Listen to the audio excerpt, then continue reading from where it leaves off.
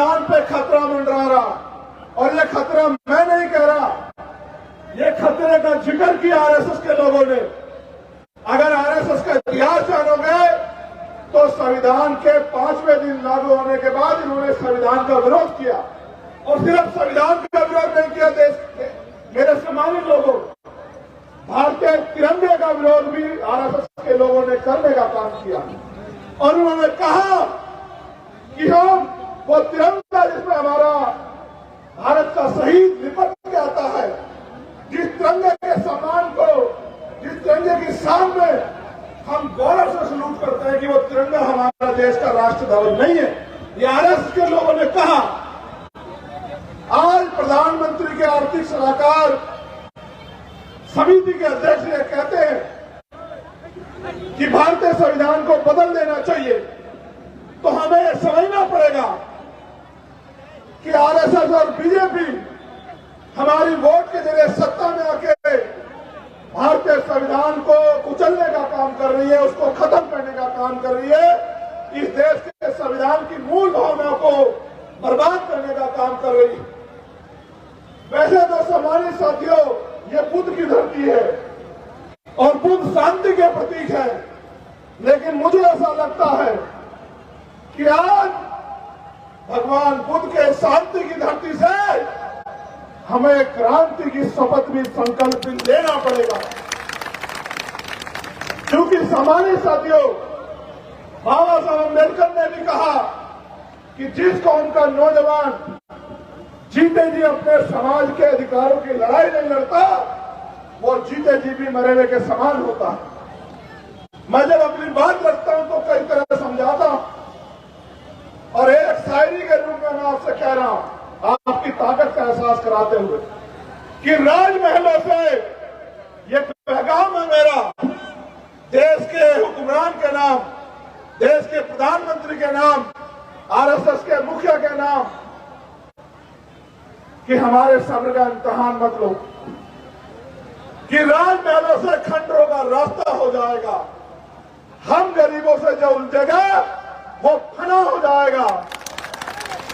हम दरिया हैं, हमें मालूम है हुनर अपना, जिस ओर चल निकलेंगे रास्ता हो जाएगा। ये बात मैं कहना चाहता हूं देश के प्रधानमंत्री, गृह मंत्री और संघ प्रमुख को, कि किसी गलत फहमी में मत रहना। मेरे बहुजन समाज के नौजवान साथियों, अधिकारी कर्मचारियों, आज हर स्तर पे आपका शोषण हो रहा है। मैं अपने नौजवान भाइयों से कहना चाहता हूं, आपको तय करना है कि आप गुलामी का जीवन जीना चाहते हो या संविधान के जरिए स्वाभिमान सम्मान का जीवन मिला है, उस जीवन को जीना चाहते हो, यह आपको तय करना पड़ेगा। और मैं अक्सर कहता हूं नौजवानों को कि संघर्षों के साए में घनघोर जवानी पलती है, और इतिहास उधर झुक जाता है जिस ओर जवानी चलती है। मैं जवानों को यह कहना चाहता हूं, देश के साथ भारतीय संविधान की रक्षा की जिम्मेदारी, करोड़ों शोषितों वंचितों के हक अधिकार, देश की तमाम महिलाओं को सम्मान और अवसर की देने वाले संविधान की रक्षा की जिम्मेदारी आपकी। इस देश के जैन, बौद्ध, सिख, ईसाई और जिसके साथ सबसे ज्यादा अन्याय हो रहा है, मुसलमान को सुरक्षा की गारंटी देने की जिम्मेदारी आज हमारे कंधों पे है। इस देश के पिछड़े दलित आदिवासी वर्गों को उनके अधिकारों की रक्षा और संरक्षण देने की जिम्मेदारी आज हमारे कंधों पे है। आप हालात को देख लीजिए, किसी की हिम्मत नहीं पड़ पा रही है कि सरकार से जवाब मांगे, जो मना है बोल देते। हमने तय किया है कि इन पाखंडियों की अंधविश्वास की दुकान को भी ताला हम लोग लगाने का काम करेंगे। ये जो तमाम झूठ आडंबर चल रहा है, इसकी पोल खोलने का काम भी हम करेंगे, और किसी भी स्तर पे, चाहे संविधान की रक्षा का संकल्प हो, संविधान बचाओ देश बचाओ, या फिर ईवीएम द्वारा जो वोट की चोरी हो रही है, ईवीएम हटाओ लोकतंत्र बचाओ, इस नारे को मजबूत करते हुए आज जो संकल्प यात्रा यहां से शुरू हुई है, ये बुद्ध की धरती से जो हमने शुरू की है, अब ये पूरे देश, प्रदेशों में, गांव, कस्बों, मोहल्लों में, नगरों में जाएगी। इसके बाद 19 तारीख से यात्रा मध्य प्रदेश में शुरू हो रही है और 27 तारीख से राजस्थान में। और अब हम लोग प्लान बना के आज जो आरएसएस बीजेपी के मंसूबे में जो कील ठोकने का काम आपने किया, इतनी बड़ी सभा करा के और रात के 9 बजे भी यहाँ बड़ी मजबूती से डट के आपने जो आज अपनी ताकत दिखाने का काम किया, चौधरी अमर सिंह के हाथों में मजबूत करने का काम किया, यहाँ की जिले की कमेटी के हाथों में मजबूत करने का काम किया। मैं विश्वास के साथ आपको कहना चाहता हूं कि उत्तर प्रदेश वो धरती है जिससे दिल्ली का रास्ता खुलता है। हम लोग पूरे उत्तर प्रदेश में संविधान बचाओ, देश बचाओ, ईवीएम हटाओ, लोकतंत्र बचाओ, इस यात्रा को के जरिए गांव गांव में जाके बहुजन समाज में भाईचारा पैदा करना और उनके ऊपर मंडरा रहे खतरे को जो देश के ऊपर मंडरा रहा है, इसके प्रति जागरूक करके इकट्ठा करने का काम हम लोग करेंगे। और जैसा सारे नेता कहते हैं कि बीजेपी को उत्तर प्रदेश में रोका नहीं जा सकता, मैं आपको विश्वास से कहता हूं कि पूरे उत्तर प्रदेश की गली गलियों में ऐसे घूम के हम अपने बहुजन समाज के लोगों को जगा के उत्तर प्रदेश से ही भारतीय जनता पार्टी का विजय रथ देंगे, ऐसा संकल्प भी हमें लेना। समाज साथियों, इस देश में एनसीआरबी का डाटा यह कहता कि 50,000 महिलाओं के साथ हत्या, रेप और यौन उत्पीड़न की घटनाएं होती हैं देश में, क्योंकि ये वो आंकड़ा जो दर्ज होता है। असल सच ये है कि 10 में से इन सत्ताओं के आगे एक मामला दर्ज होता है, यानी कि एक्चुअल घटनाएं 5 लाख के करीब है। मैं आपसे पूछना चाहता हूं, आपका खून होने के नाते, एक पिछड़े वर्ग का बेटा होने के नाते, कि अगर आप उसकी गहराई में जाने का प्रयास करो तो आपको जानकारी मिलेगी कि 95% वो बच्चियां बहनें आपके समाज की है। मैं आपसे पूछना चाहता हूं, सम्मानित मेरे बहुजन समाज के वो योद्धाओं, ये बताओ आपकी जमीर को, आपकी हिम्मत को क्या हो गया है?